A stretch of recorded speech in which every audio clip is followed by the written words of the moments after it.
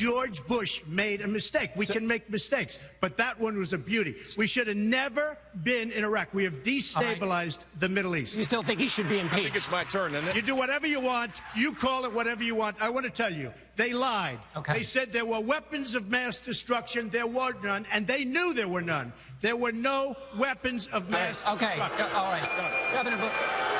I'm sick and tired of Barack Obama blaming my brother for all of the problems that he's had. And frankly, I could care less about the insults that Donald Trump gives to me. It's blood sport for him. He enjoys it, and I'm glad he's happy about it. But I am sick and tired of him going after my family. My dad is the greatest man alive in my mind. Those are clips from the debate last night in South Carolina. Not even the most intense moments of that debate, which was really kind of amazing. Donald Trump, who was at the center of it all, joins us live by phone. Mr. Trump, good to have you. You won the Drudge poll in the aftermath of that debate, and I'm interested in this question. You came out against the Iraq War 13 years later. You said it was a flat-out disaster. A couple of the other candidates, including Marco Rubio, in effect, defended the invasion of Iraq. What side do you think most Republicans in 2016 are on? I think everybody agrees, almost, other than, well, even Jeb. You know, it took him 5 days to come up with an answer. He's not too sharp. 5 days. You remember that? Right. What he announced, he didn't know it was a good thing, bad thing. Ultimately, he said it was a bad thing. But the Iraq War was a disaster. It was a mistake. We spent $2 trillion, thousands of lives, Tucker, thousands of lives, wounded warriors who we love all over the place. What do we have? Nothing. Absolutely nothing. Iran is taking over Iraq as sure as you're sitting there, and that's the way it is. We get nothing. They get the oil, they get everything. We get nothing. So it was a huge mistake, whether people like it or not, and I'm the only one with the vision to have said, don't do it. And I wasn't even a politician when I said that. Donald, last night, of course, you took on George W. Bush vociferously, as we were just talking about. A lot of pundits this morning and last night saying that was a huge mistake. South Carolina, George W. Bush is hugely popular, that he's going to be campaigning for Jeb this week. So you obviously disagree with that point. Well, I don't think it's a mistake to say that the war was a tremendous mistake. I think the people in South Carolina, who I know very well, and I'm doing very well there, I think most of them understand. Look, all smart people know that the war in Iraq was a huge bungle. It was a huge mistake. It was a tremendous mistake. And then it was made worse when Obama got us out the wrong way. He should have left some people there. I was against the war, but the way he got out was terrible. And it led to all of the things that you see right now, which is a total catastrophe. But getting us into that war was a mistake. Now, if I'm going to say that and that's going to be negative for me, then I'm going to have to say it anyway because I tell the truth. Don't forget, in that room you had so many special interests. You had all special interests and lobbyists. And they were all cheering on their candidate because their candidates will do whatever they want them to do. I'm self-funding my campaign. I'm putting up my own money. So I had my wife and my children there, and they had lots of people, and lots of people have a lot of things at stake. Jeb Bush spent $148 million on this campaign, and he's nowhere. He's not going to go anywhere. Let's listen to some of the audience reaction last night, Donald, specifically around your attack about George W. Bush and 9/11. Take a listen to the audience reaction in the boos. Okay. Let me just tell you this. Jeb is so wrong. Jeb is absolutely so... that's just so you understand. You know what that is? That's Jeb's special interest and lobbyists talking. Look, let me just tell you something. Jeb is so wrong.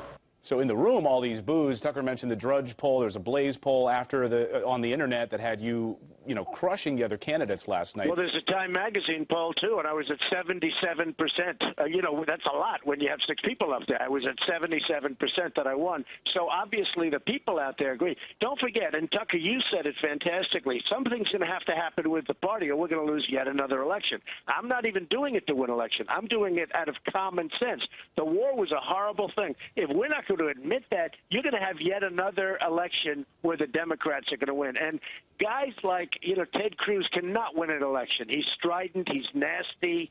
He's not a leader. Hey, he's Donald, a horrible leader. Speaking of Ted Cruz, he last night took you on and said that you would appoint liberals if elected. Listen, and we want to get your reaction on the other side. Flexibility is a good thing, but you shouldn't be flexible on core principles. I like Donald. He is an amazing entertainer. But his policies for most of his life... Thank you very much. I appreciate it. For most of his life, his policies have been very, very liberal. For most of his life, he has described himself as very pro-choice and as a supporter of partial birth abortion. Right now, today, as a candidate, he supports federal taxpayer funding for Planned Parenthood. I disagree with him on that. That's a matter of principle, and I'll tell you, if Donald Trump is president, he will appoint liberals. If Donald Trump is president, your Second Amendment will go away. Your reaction to that, Mr. Trump? Well, it's a lie, but let me just say about politicians.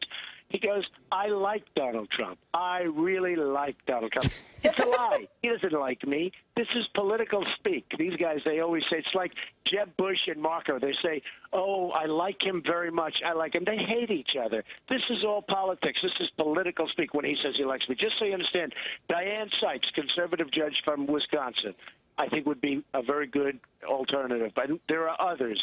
But I will tell you this. John Roberts, Justice John Roberts, Tucker, you know him well, was put on the bench. He was forced in by Jeb Bush through his brother. He was forced in through Cruz. Cruz wanted him more than anybody. Cruz put him on. Cruz pushed him like crazy. What did he do? Twice he could have ended Obamacare. Twice, despite all knowledge, despite everything, nobody could believe it. He voted in favor of Obamacare. We should call it Roberts Care, because Justice Roberts gave us Obamacare. It should have been terminated twice. He was pushed in there by Cruz. Cruz is the one that wanted him, and he pushed him hard. So Cruz is telling me about appointing Supreme Court justices. Justice John Roberts was a disaster. We have Obamacare because of him. So I want to get back to this, how the Republican Party should change. So your point is another Romney campaign is not going to work. How does the Republican Party need to change in order to win this election and govern effectively? Well, somebody said last night about I was a conservative, I wasn't a conservative. You know what I am? And I came up with the term last night, I think the first time. I'm a common sense conservative. We have to use common sense. We have to have strong borders. I'm stronger than anybody on the borders. I mean, Sheriff Joe from Arizona endorsed me. That should tell you right there. But I'm stronger than anybody on the borders. I'm stronger than anybody on trade. You know that, Tucker, from dealing with me for a long time. I'm stronger than anybody. Nobody's even close to me. I want to end Obamacare. I want to end Common Core. We have to end Common Core and do education locally, or we're dying. I'm stronger than anybody on the Second Amendment. But I'm also somebody that is common sense. We have a party that's gridlocked. We're not going to win the election. I mean, I can win states that nobody else can win. I can win Michigan. I can win New York. I can win states that aren't even in play for these other people. Somebody like Ted Cruz, I won't even talk about Jeb Bush because he's got no chance, even after, you know, in New Hampshire, Jeb Bush spent $43 million. I spent $3 million, and I won by 21 points, and he was like fifth. So this is the guy. I mean, are we going to have a guy like this as our president? All right. Well, we heard you say last night your best debate performance yet, Donald? Well, I think I did very good. I mean, it was a different kind of a performance because everybody was gunning for me. You know, I mean, I think I did great. If you look at Drudge and if you look at Time Magazine, and every single poll said I won by a lot. But, you know, I'm very modest, and I refuse to say that. Well, you are fired up this morning. Next Saturday, of course, the big primary. Hey, Tucker woke me up. There's no question about it. All right, good to have you, Donald Trump. Thank you all very much. I appreciate it. Thank you. All right.